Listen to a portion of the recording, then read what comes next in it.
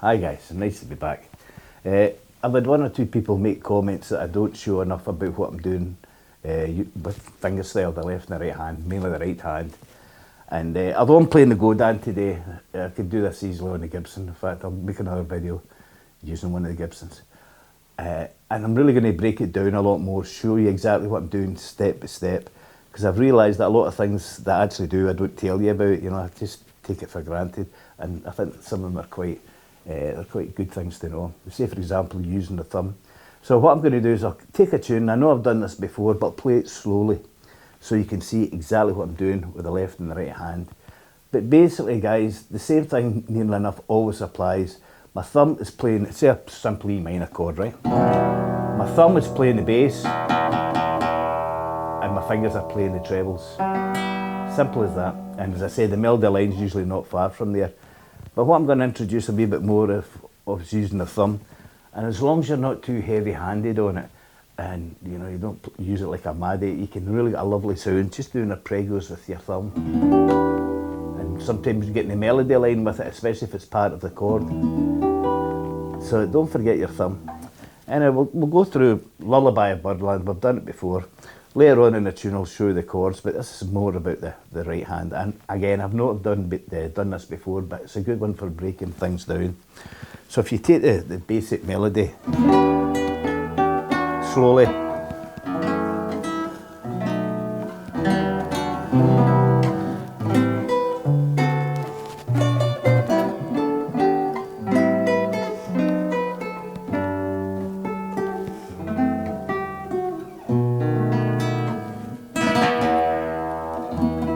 again, okay, we'll talk about what we did there.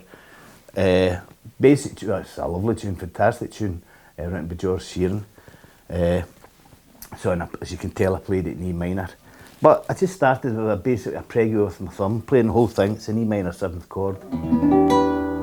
Now, as I keep saying, the melody line's never far away from the chord, and it's good fun trying to find it. But in this case, it's quite easy. It's pretty close to the E minor 7th chord. So instead of just playing the melody line single note, what I'm actually sometimes going to do, I'll do it on this occasion, is use 2 fingers. I'm playing 2 notes at a time, and it's sort of spreading the melody line out a lot more, but that's all it is.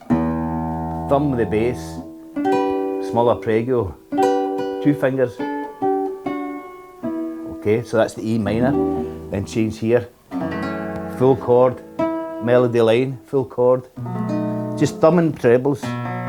This time I'm not playing the high strings, I'm not playing the G and the B and the E string, I'm playing the D, the G and the B string. In other words, I'm just moving it over a wee bit, but that's just me, you can muck about with that. Thumb again. These are just like small arpeggios, thumb, trebles. See, if you just play a D7 chord, so it's based on a D7 chord, I could either use my thumb to play it, or thumb on the bass, and the trebles. B. Now what I'm doing here is I'm actually using the thumb and the trebles together.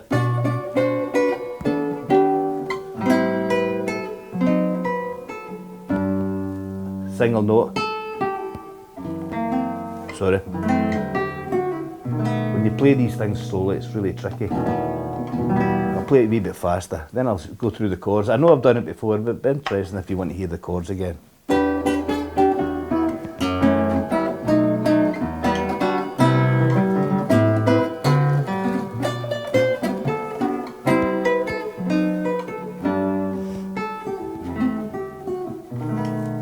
So E minor, F sharp minor 7th, B 7th, E 9th, A minor, D 7th, B minor, back to the E minor, A minor, F sharp diminished, and it ends just by D 7th and back to the G. point I'm trying to make is you can either play the whole chord, just play the single note, or two notes. And by the way, to get that sort of swing feeling, I'm just doing.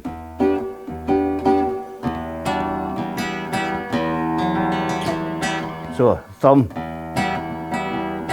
So you can vary it, but I'm basically doing thumb, trebles, thumb, two trebles.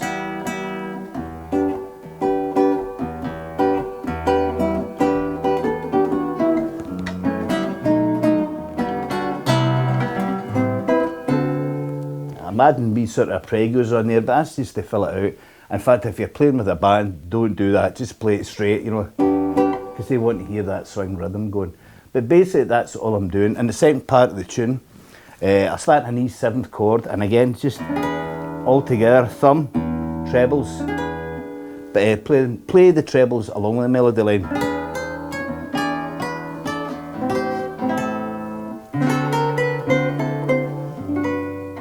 Octave lower.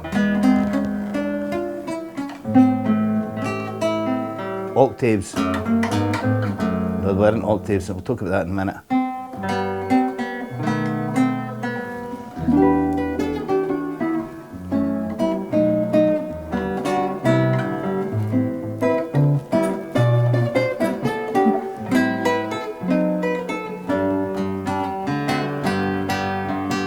And basically that's all it is. Thumb and trebles. But sometimes, again, you can just add, rather than go, just use your thumb. You can actually get a really nice tone. It's a technique you learn, just don't be too coarse, don't go it really hard, just go for the nice.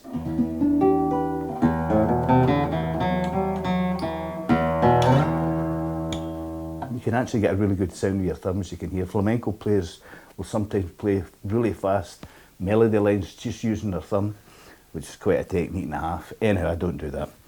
So as I say, most tunes that I play, I'm not really thinking what I'm doing other than obviously thumb basses, three fingers trebles. So say for example, we'll take another one, say Autumn Leaves. Playing it slowly, I would do a prego. It's just thumb, three trebles.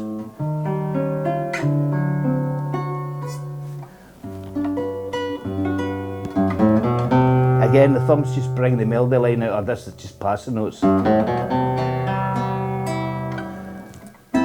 Play them all together, embellish it a wee bit. All together.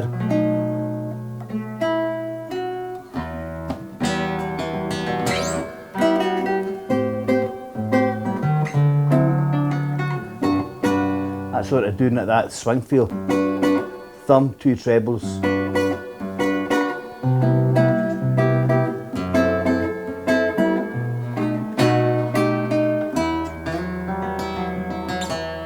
And if I don't so much play solos, I'll be completely honest with you, I work it out first. Rough idea of what I'm going to do and how I would do that, although as you know this is not a thing about improvising because I'm rubbish at it. I would write the chords down and then think, okay, I have to play something, an E7th chord for 4 bars, a B7th chord for 3 bars, and then sort of work something out over that. So for example, the solo, and it's not improvised, I would do for the Autumn Leaves would be like this.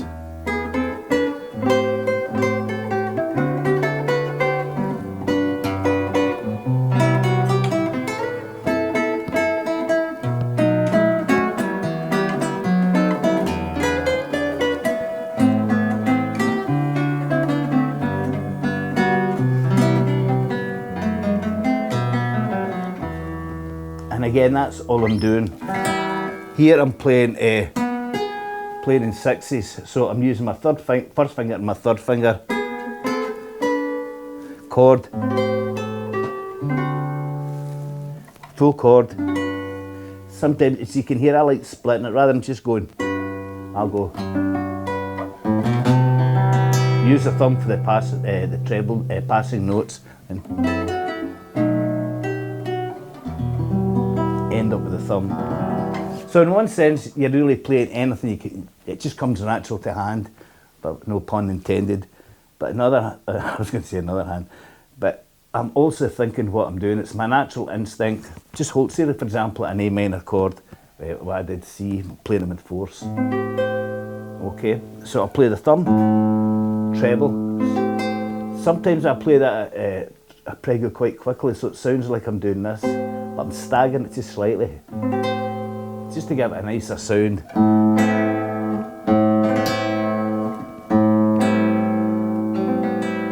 These are all techniques you can use. We did it on the bossa.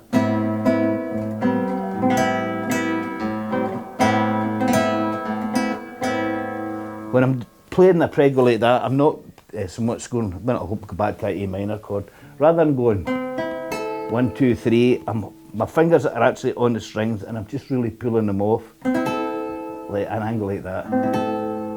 So it's really the angle of my right hand that's giving me that effect rather than making the fingers do it.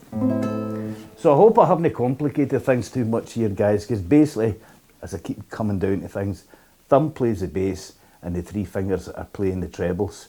And again, let that lovely. That's just bass, trebles, bass, bass, trebles.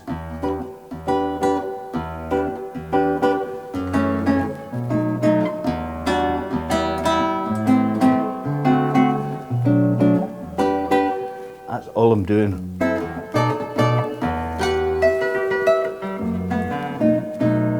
And when I'm filling in there, that's just arpeggios. That E minor ninth, as you know, with F sharp.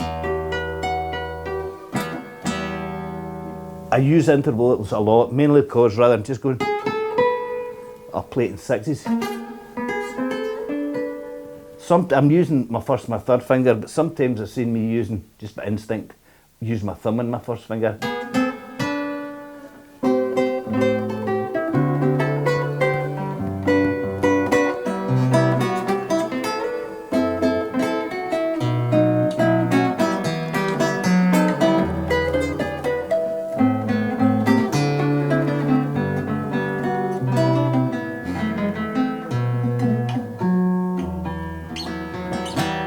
This time I'll use a walking bass, mainly with the thumb.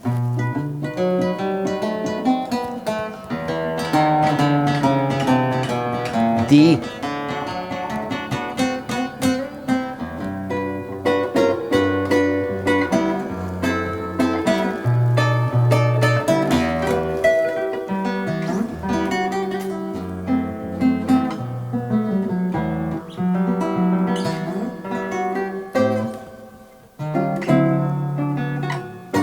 Just straight chords. Again, it's whatever you feel, and I use the arpeggios to pad things out, or maybe to link from one chord to the next. You know, just. So.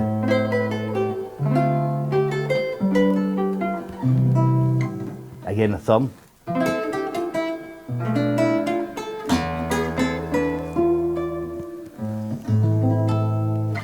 Oh, it's another wee thing. You very rarely see me use the full A minor shape. And an island string guitar anyhow, because you've got the use your open basses. The only thing you have to watch is the time value doesn't run into the next couple of bars, so be wary of that. But that's all I'm doing. It looks hard, it's really not. Just keep thinking thumb and trebles. To be honest with you, the really hard part, and I'm not kidding about this, is keeping the right hand up. That's not easy. That's where the practice comes in. So keeping your right hand up feels quite normal, because when you're first starting this, you'll want to anchor your hand there like that.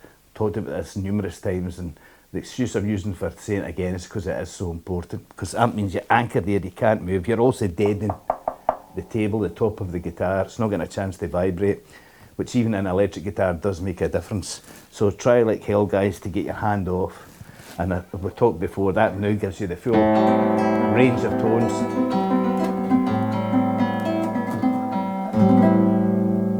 See that thumb? Don't underestimate the thumb, guys. And I hope some of that was of use, and if there's any particular technique that you use or you've seen me try to play, ask me about it and I'll get into more detail on it. Now I'm going to make a couple more videos shortly. I'm off next week, and I'm going to be doing it in this amplifier behind me. Normally when I play the Godin or I play my Ramirez, I use the Shetler. Now I used to work in music shops, and I know most of the guys know the music shops are miles around here, so I've got a good chance to check every acoustic amplifier I could get my hands on.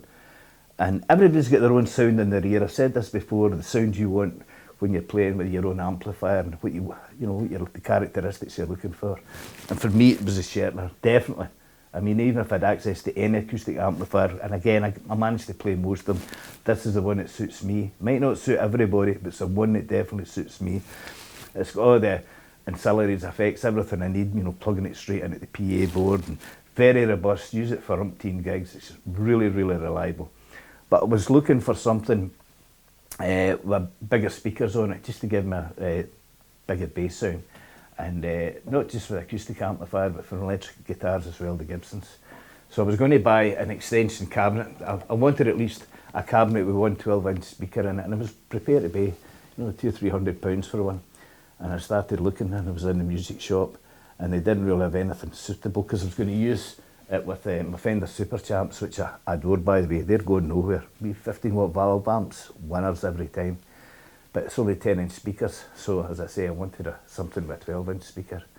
And I was looking about the shop, I saw these, Bose Katana, and I knew they had really, really good reviews, and it's got a 12-inch speaker on it.